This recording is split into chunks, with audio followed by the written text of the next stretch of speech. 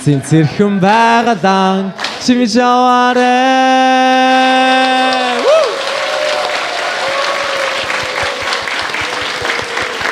Very, very nice. Thank you, I Master. like the sound, even though I don't understand. It was very nice. All the women like it. They love you now. They love Mongolian now. Yeah. Somebody is speaking out for us. You see, we women normally say we're nothing, we're no good. But the Mongolian love us. Wonderful people, wonderful.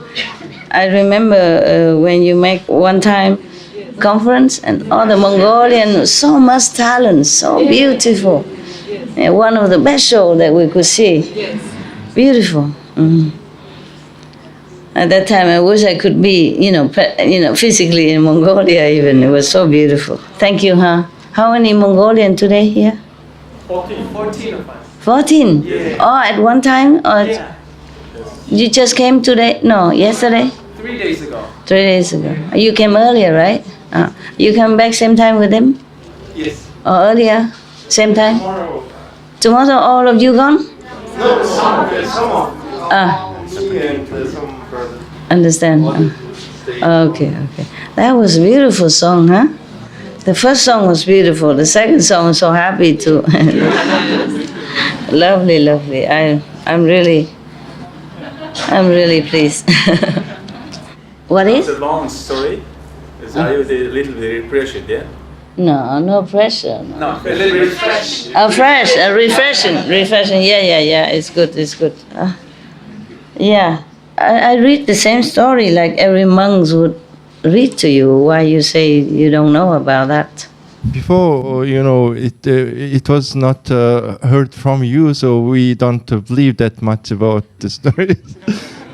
No, someday, especially the hell stories, I really don't believe. When I was child, I read all of them, but it's like You read them, somebody written it. It's maybe too far than Yeah. it's speaking. But now we truly understand, and we are very happy. There is also ways for the people if they pray for the Buddhas or Christ. They have some ways to.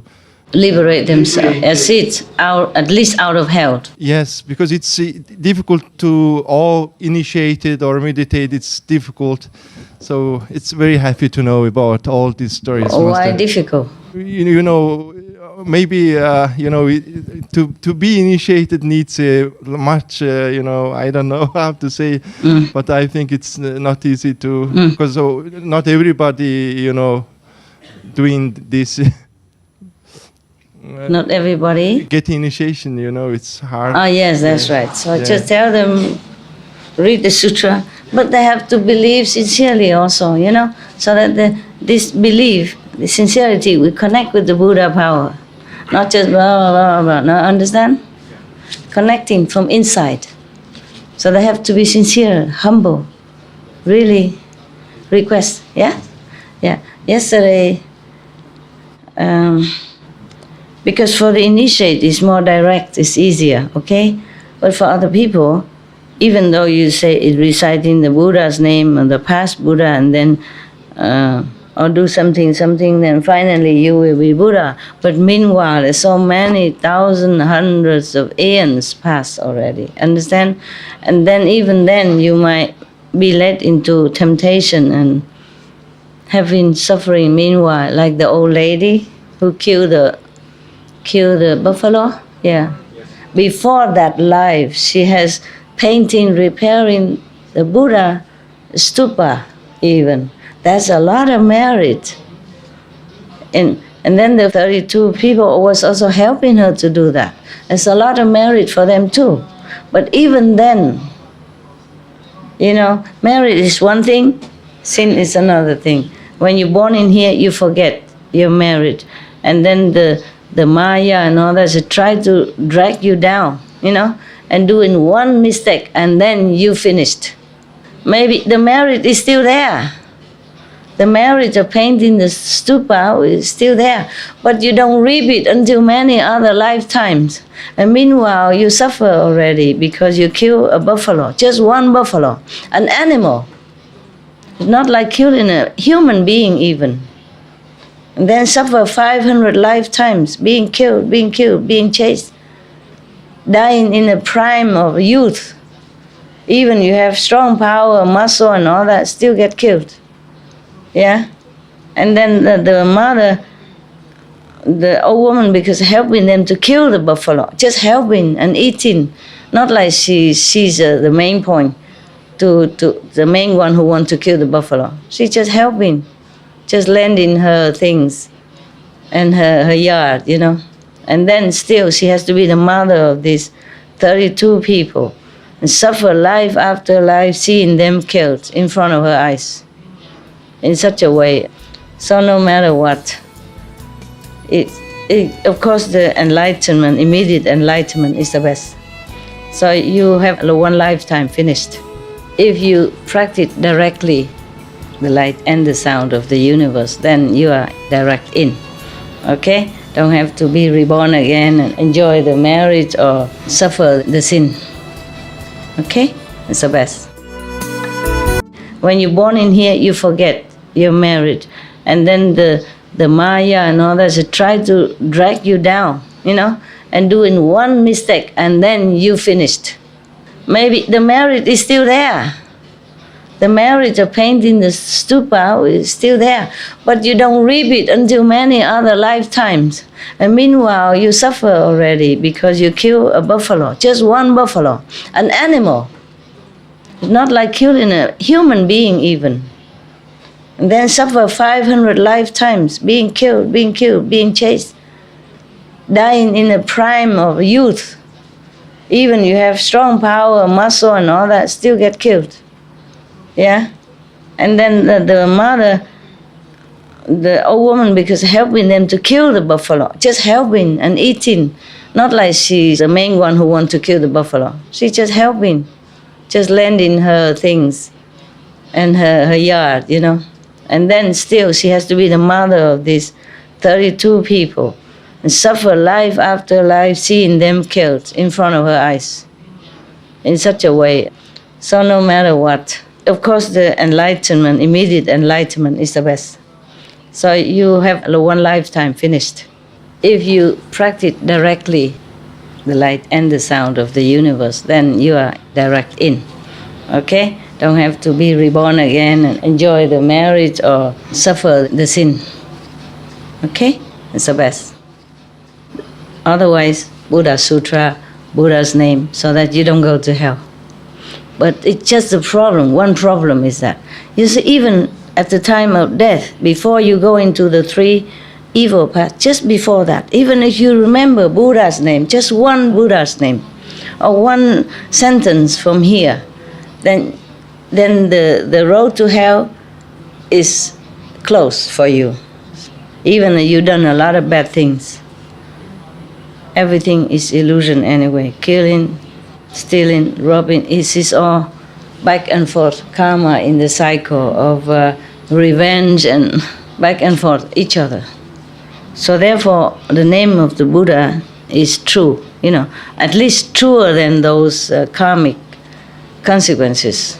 So if you repeat the names of the Buddha, meaning your mind, your thinking are toward the truth instead of toward the fake, then immediately the hell and all the bad destiny close in front of you. So at least you are saved for that life.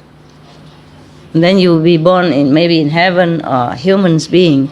But then who knows the next life if you even remember the Buddha's name again, if anybody remind you again, okay? It's not like all the person on the planet know the names of these Buddhas. Even though Buddhism is spreading everywhere. But most of the Buddhist monks, they are modest, you see? Yeah. If you offer them something, then they take it. If you don't offer, they don't do anything. If you build a temple, help them build temple, then they accept and they stay there.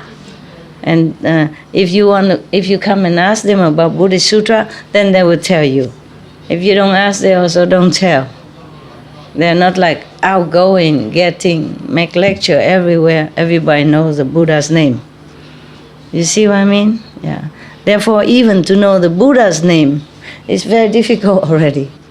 And then Okay, you are rescued that lifetime when you die, then you are not going to hell. But you don't know next life, okay? Suppose you even know the names of the Buddha. When you die, you know, all the karma come and tear you apart. Your thought, your body is all in pain, mostly. If you are very sinful when you were alive, then when you die, it's very suffering. And maybe you can't even remember the name of the Buddha.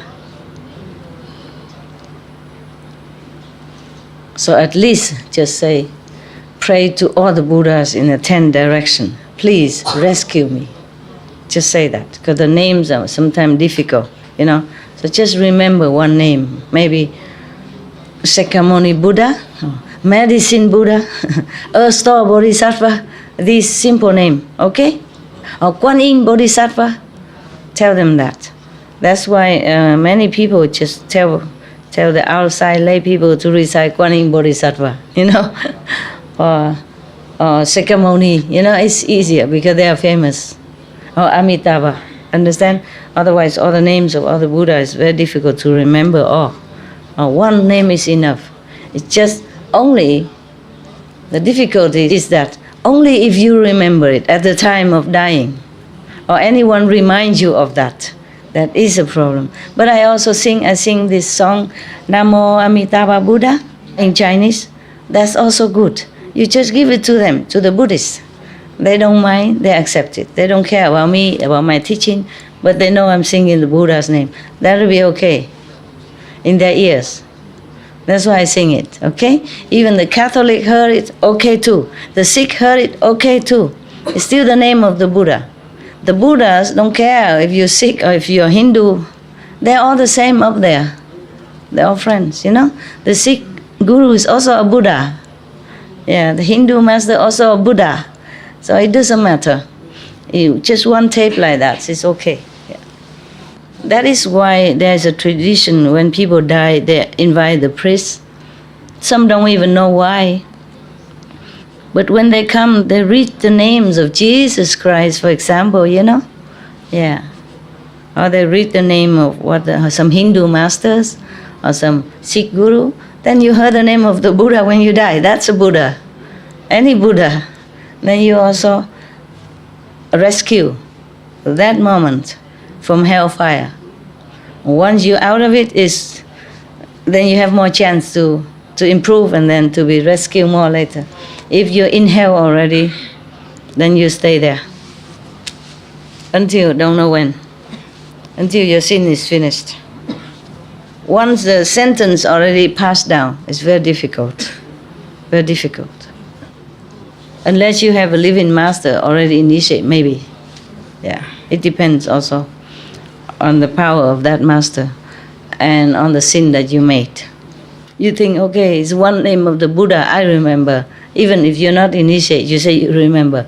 But at the time of death, maybe not. Just on the verge of death, you have to recite it then. Or before you go into hell, at the hell gate, you must recite it then. In the 49 days, if people keep repeating it to you, then maybe you're okay. But if not, then there's just so much suffering there. You heard it, right? It's terrible, terrible. And when it's forever, forever, forever like that, then it's really, really, I don't know how anyone could even fall into that and bear it.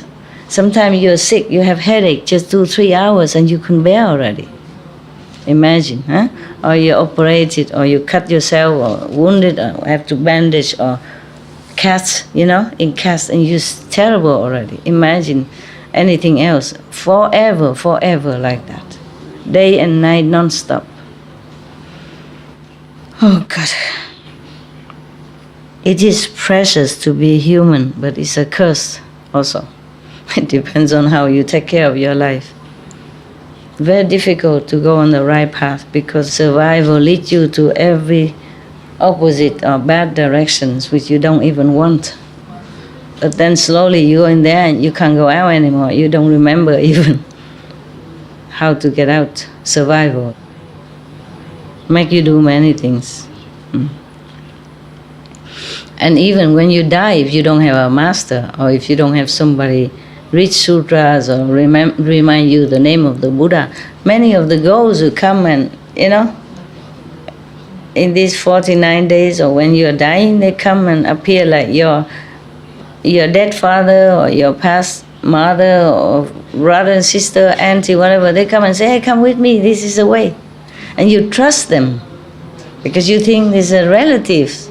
So you are attacked by all sides, by your own karma and by the ghosts. And so if there is no benevolent being, just such as the ghost king of life, or the earth-store bodhisattva who were trying so mightily to fight away these ghosts, and then you fall anytime into hell. Of course, you don't have to remember any of them. Yeah, yeah. You have one master. He's good. Yes, just many others don't have.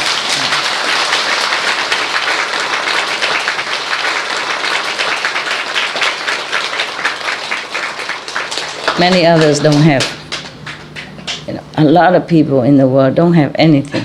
They don't even believe in Jesus or Buddha or Guru Nanak or Mahavira or any good things. Many.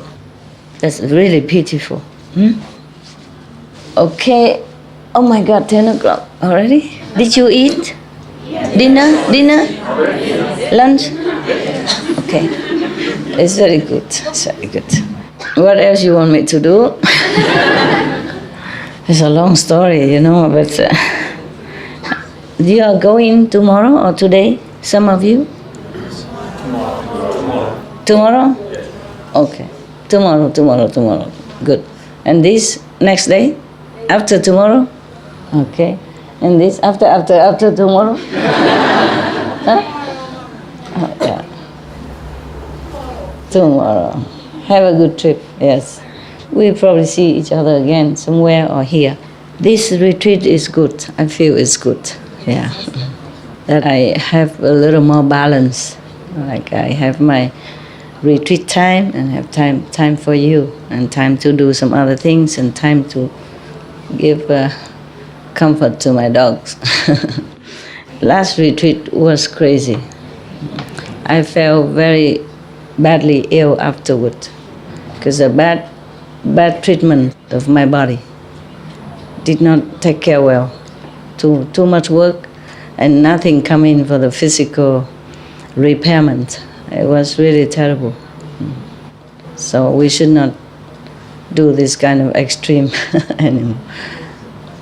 Just everybody come and all want to see me, and I just work, and I see one group after another, and no time to rest, no time to recover, no time to eat, no time, and get sick and don't have time to take medicine. If take medicine, then just some little biscuits like that every day, and it was too much.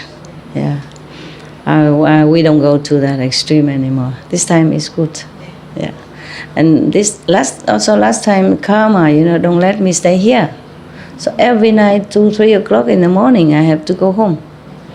Too tired, nothing there to replenish the physical energy, so I got very sick. But it's not only that, it's something else also, karma. So this time I stay here, and I don't waste at least 3 hours coming and going. Because from here to the house where I stay, it's about 1 hour or 1 hour and a half. More than 1 hour, I think. So I wasted all that time also to come and go. Some of you just 45 minutes away from your home and you complain already. Yeah, sometimes I have to travel far away to see you. And even to come here. Do not complain. Whatever you have is good. Yeah.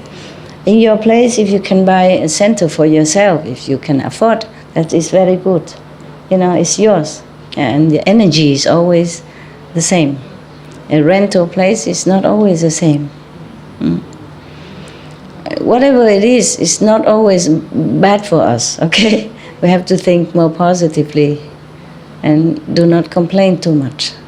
You just meditate well, sincerely, and everything will come accordingly. Just one person is easy to take care, like the husband meditate and dedicate his marriage to his wife, then it's easy. Because they live together, every day their energies are similar, so, and for one person it's easy. But even then it takes this man 1 month. Every day 3 hours. Oh God. Who can do so much for his wife? But then, even then, one person only, understand? Not to talk about such a mix, big part of karmas and egos. It is very difficult for me sometimes. You sit and you dream and you think everything is easy for Master. It's not like that. It's not like that. Even the Buddha, if you don't believe me, at least the Buddha is the greatest, okay? Suppose Buddha is the greatest. And look at all his disciples. Sariputta don't even want to take the old man in because he's old and cannot help the other monks to take care of the things. Yeah? And then the other monks refuse him. For example, Devadatta, no? His cousin, trying to harm him all the time. I'm sure there are many more who are not too good disciples. But Sariputta just have that one mistake. But otherwise, in those times, people are less fighty, less stubborn than now. They have more time. They don't have television. They don't have sport Sunday. They don't have, football game and all kind of games. They don't have cars. And our mind is more pure, more easy. Even then, he still have trouble. Some people want to harm him and all that stuff. You just read that some disciple offering gold to to pave the garden or the forest for him, but you don't read many other hardship he has, even as a Buddha. And then even then, at that time, people are more pure already, not less contaminated in the brain from so many toxin, chemical toxin and all that we have right now. So their brain is more simple, and more clean, easy to talk to. Nowadays we are contaminated with all kind of poison, from methane, from CO2, from food that we eat with insecticide and pesticide, and the water we drink with the chemical running it, we ruined. Nowadays, if the Buddha comes here, he would not even think of, okay, I should go to Nirvana. He would just go. Understand? Yes. When the Buddha just became a Buddha, he observed that the beings there is so difficult to teach. He says, better he go to Nirvana. He just thinking like that. But now if he come here, he look, and he don't even think, he just go. So the Brahmin king will have no chance to come down and beg him to stay even.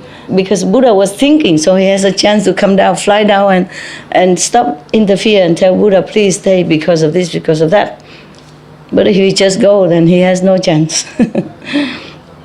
Even then, all the heavens and earth and hell praise him that he's great because he do things that's difficult to do. He teach the beings that's so difficult to teach. They praise him, sky high, in many sutras. Yeah. If he come here now, in our toxic time, of body, mind, and spirit, then maybe all the heaven being will fall down here and prostrate to him day and night to praise him. Don't you think so? Lucky he went before everything become worse. When he's alive, he predicted that in 500 years later, there will be Dharma ending age, kind of Dharma ruin age. People will be more trouble, more stubborn and more difficult. He doesn't know. 4 times 500 years, 2,000 years, 3,000 years later, which is our time now. Can you imagine how worse it has been? Only 500 years after his nirvana, he predicted that it's difficult already. Now it's 6 times more than that. So you take care of your life, okay? It's your life. I can only tell you what to do, but I cannot force you. It is your life, your future. So you take good care of that. Because you don't know if you can be born human and have such good condition again. Try not to complain a lot. Try to see things positively and accept situation, okay? But nevertheless, all the centers should work together. Every time we do things without love, there's a hole in our protective layer, personally as well. Only peace and love can protect you more, apart from the holy names and the Buddha's power and all that. When you're practicing, all the Buddhas in the past, meaning all the masters in the past and present, are helping you, also blessing you all the time. All the angels protecting you. But you have to be really sincere so you can connect better. It's like the television, has to be good, otherwise it go kak, kak, and then the picture goes jumping. Yeah? Okay? Not that the Buddhas or the saints in the past or present don't bless you. It's just you don't get it. So have to take care of yourself. Wherever you go, take care of yourself and tell others to be more modest, more humble, more cooperative. Okay? There's no winner and loser in our circle. Just brothers and sisters. I trust you will all do that. Thank you.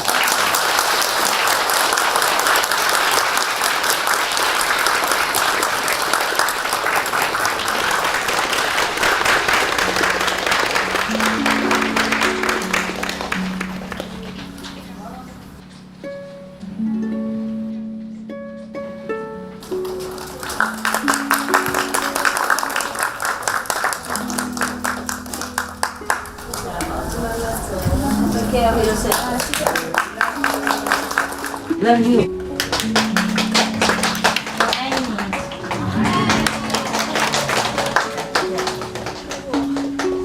Tôi要写 I love you 就好了，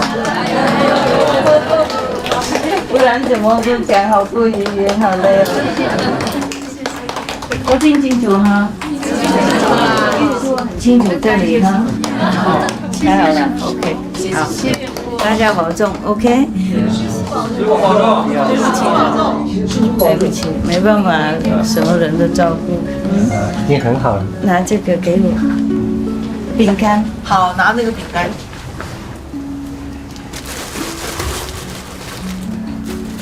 OK 哈。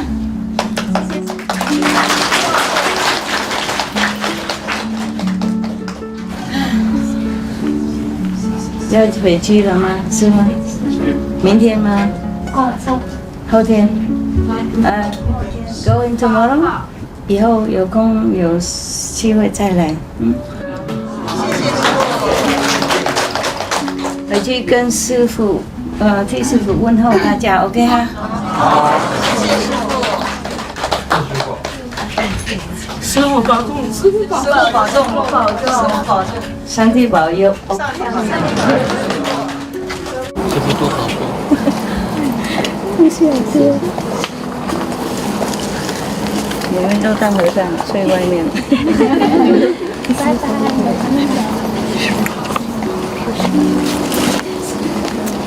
再见，谢谢。太辛苦了哈，不够地方太辛苦哈，好可怜。mấy vị hả? Xin lỗi không có đủ chỗ. Cảm ơn sư phụ. Trời Phật bảo hộ quý vị. Chào nha bác.